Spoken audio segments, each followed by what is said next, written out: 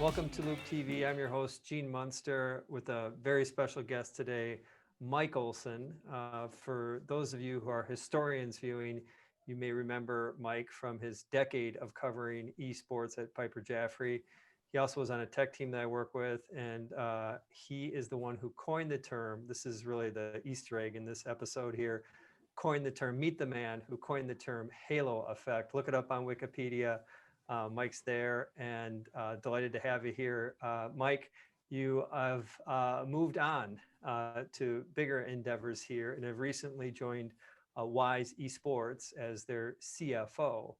And big jump from the sell side to the CFO makes a ton of sense given your history with video game coverage.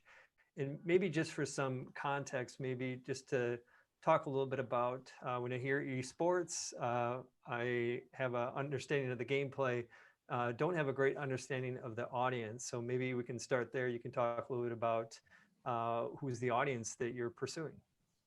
Yeah, thanks, Gene, and I'm grateful to be a part of this. Maybe I'll just start with an introduction quickly on Wise Esports. It's a Minnesota-based organization, but the key is we're building a global reach through really the combination of a few things: ownership of multiple professional esports teams and the creation of content in and around the esports landscape, as well as doing things like hosting tournaments and other esports community events. And we're majority owned by Wise Ventures, which is the venture arm of the Wilf family, who are the owners of the Minnesota Vikings. So we're really fortunate to have the support of an ownership group that has identified an opportunity and has thoughtfully built up an organization that can capitalize on that opportunity. Oh, And let me interrupt you there. Are you yeah, seeing other pro teams making investments in esports? How well traveled is that road? Yeah, that's a great point. We are seeing that it's a very well-traveled road in the sense that there are a lot of professional sports owners that are looking at esports as a way to diversify their portfolio. And I think that part of that then gets into really the question that you asked right off the bat, which is, what does the audience look like? And we don't have a ton of super granular data on our specific audience, but Not your football fan. yeah, well, it could be potentially overlapping, but the average esports audience, is going to be more in kind of the 15 to 35-year-old range, and oftentimes the average age of those watching streamer content can be even younger kids and on up, depending on what that content is. But meanwhile, to your point, the average viewer of traditional sports is going to be somewhere in more of the 45 to 55-year-old range. And that's actually been a number that's been slowly rising over the last couple of decades. So, dialing it maybe a bit on So what our does that tell you, that the average age of an NFL watcher is getting older means that they're not winning the youth, therefore you got to do something like what you're doing with Rocker. Yeah, I think that's the attractiveness from a lot of the traditional sports owners to look at esports, is that they know they've well captured an audience that is a little older and is continually getting slightly older as time goes on, just as far as the average age of those viewers. And this really offers an opportunity to capture that audience that's going to be, again, kind of more in the 15 to 35-year-old range, depending 15 on to 35. the They spend game a or the lot. Well, content. 15-year-olds don't spend a ton of money. 35-year-olds do. Seems like a pretty good demographic. We can talk more about that business model, and so that's the audience. Any sense about how fast it's growing? Well, it's overall esports is growing rapidly. I don't have, there's a lot of different industry metrics out there that you can look at, but the kind of number that everyone comes back to is that it's now over a 1 billion or $1.2 billion business from an industry standpoint entirely, and that's growing by greater than 30% per year. And I think there's a lot of opportunity to see continued growth there, from not only the growth of traditional, or excuse me, esports teams, but also the growth of content related to gaming. So Okay, there, maybe there, yeah. Let's take that as a lead to the next step around kind of the business model, the mechanics of what you're doing. You're the CFO. You look at numbers, and two big numbers you look at: expenses and revenue, and I'm curious the biggest expenses from your perspective. Yeah, I mean, there's a lot of expenses that you would expect to see from a traditional sports organization. So, just like traditional sports, you see a big expense from the talent that is either on those teams, or to the extent you're an esports or gaming organization that has potentially streamers that are operating under the parent brand, you could see significant expense from working with those streamers as well. And then certainly, kind of the typical Would Twitch be a expenses. streamer? Twitch would be a platform on which a streamer could operate. So this would be, everyone uses the same example, so I'll use the same example, but Ninja being kind of one of the more famous streamers, and somebody that can drive a lot of eyeballs and views and fan engagement. And ultimately that can then drive the growth of brand Got it. interest and sponsorship. Okay. Anything more on the expense side? No, I mean, just marketing and then the typical expenses of Red Bull, operating is an that a organization. line item, or I don't know what the energy drink of choice is today, but sounds like it's the talent is and distribution are the two biggest expenses. Maybe we can let's jump over to the revenue side, because I have no idea how these teams make money. Yeah, I mean, really, again, this is very similar to traditional sports, but the biggest revenue makers should end up being sponsorship, and then after that, a combination of tickets, media rights, and merchandise and other things like that. Okay, So so you talk about sponsorship.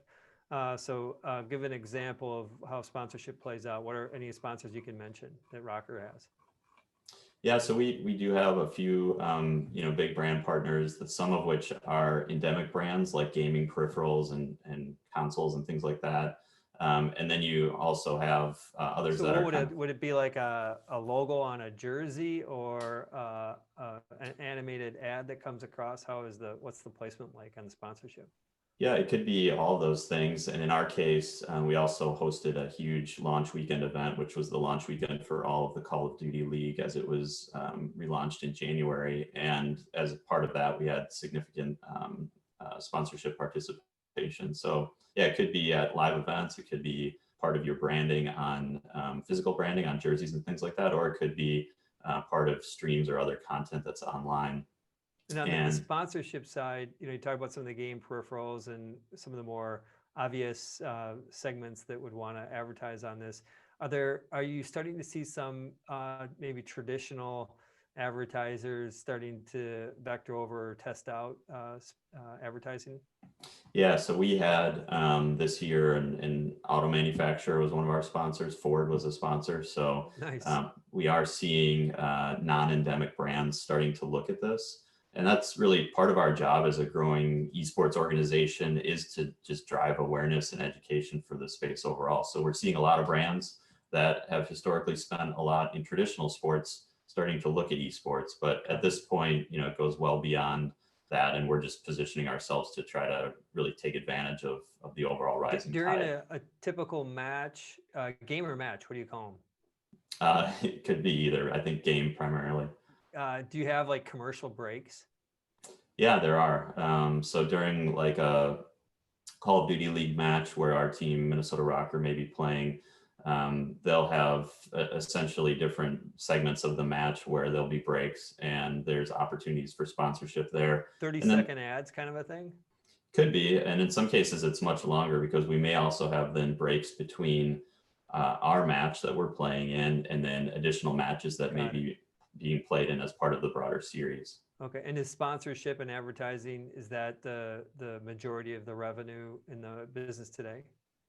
Yeah, I mean, it will be over the coming years. And generally speaking, when you look at professional esports organizations, sponsorship ends up being greater than 50% of overall revenue.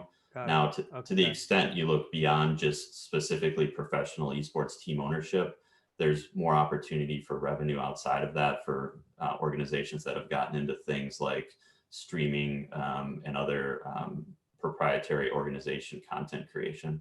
Let's hold on those two topics. Ticketing, do you have any sense that it's a smaller part? Can you tell us that? And do you have any idea how much ticketing revenue is for a typical NFL team? I don't for a typical NFL team, and ticketing revenue for us, was a substantial contributor just because, as I mentioned, we did host Oh a yeah. significant event in January, and that kind of People pay. also, What's a ticket cost? yeah, it can vary, anywhere between $20 up to $150 is some of the ticket prices that I've seen for events like ours or related events, And and that's by the way, it's each event. There may be a $20 event or a $150 event. You can't get different seats inside. Can those you two ticket prices be for the same event?